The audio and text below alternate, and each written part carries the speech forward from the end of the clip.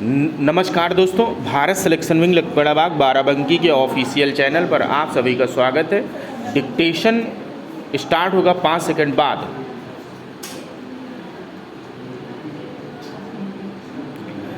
एक साथ चुनाव की संभावना पर विचार करने वाली रामनाथ कोविंद समिति की ओर से राष्ट्रपति को सौंपी गई रिपोर्ट कितनी व्यापक है, इसका पता इससे चलता है कि वह करीब 18,000 पन्नों की है।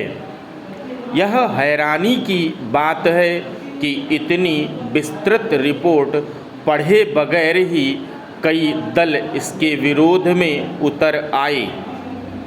यह हर सुधार के खिलाफ आंख मूंद कर खड़े हो जाने की आदत का ही उदाहरण है।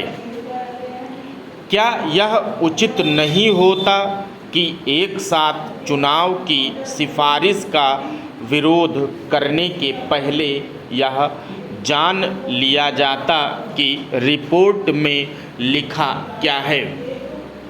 एक साथ चुनाव के विरोध में जो तर्क दिए जा रहे हैं वे घिसे पिटे ही अधिक हैं। इन तर्कों में कोई दम इसलिए नहीं क्योंकि 1967 तक लोकसभा और विधानसभाओं के चुनाव एक साथ ही होते हैं। क्या जब ऐसा होता है तब भारत में लोकतंत्र नहीं था? पिछले कुछ समय से तो लोकसभा के साथ ही उड़ीसा और आंध्र प्रदेश विधानसभा के भी चुनाव हो रहे हैं। क्या यह संविधान सम्मत नहीं?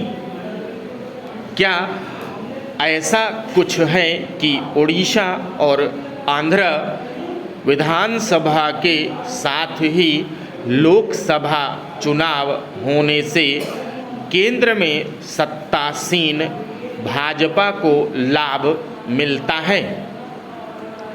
पिछली बार तो आंध्र में भाजपा का खाता भी नहीं खुला था।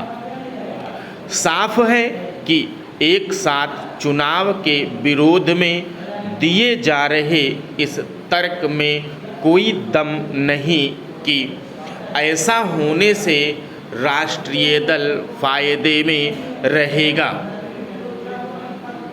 एक साथ चुनाव के विरोधियों को कम से कम ऐसे तर्क तो देने ही चाहिए जिन पर गौर किया जा सके। इसी के साथ उन्हें एक देश एक चुनाव से होने वाले लाभों पर भी गौर करना चाहिए। ऐसा होने से केवल समय और संसाधन की बचत ही नहीं होगी बल्कि शासन प्रशासन को विकास और जन कल्याण के लिए काम करने का अधिक समय भी मिलेगा।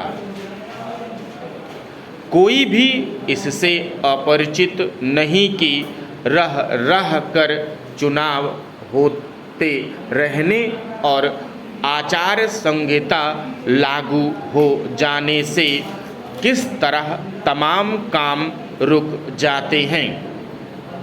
यह भी किसी से छिपा नहीं कि राजनीतिक दल को किस तरह अपनी अन्य प्राथमिकताओं को किनारे करके सारी ऊर्जा चुनाव लड़ने में खपानी पड़ती है। लोकसभा संघ विधानसभा चुनाव कराने और इसके बाद 100 दिन के अंदर स्थानीय निकायों के चुनाव कराने की सिफारिश करने वाली समिति ने इस प्रश्न का भी उत्तर दिया है कि यदि 5 साल का कार्यकाल पूरा करने के पहले कोई सरकार गिर जाती है तो क्या होगा? समिति के अनुसार ऐसी स्थिति में शेष कार्यकाल के लिए नए सिरे से चुनाव कराए जा सकते हैं। आखिर ऐसा करना क्यों नहीं संभव?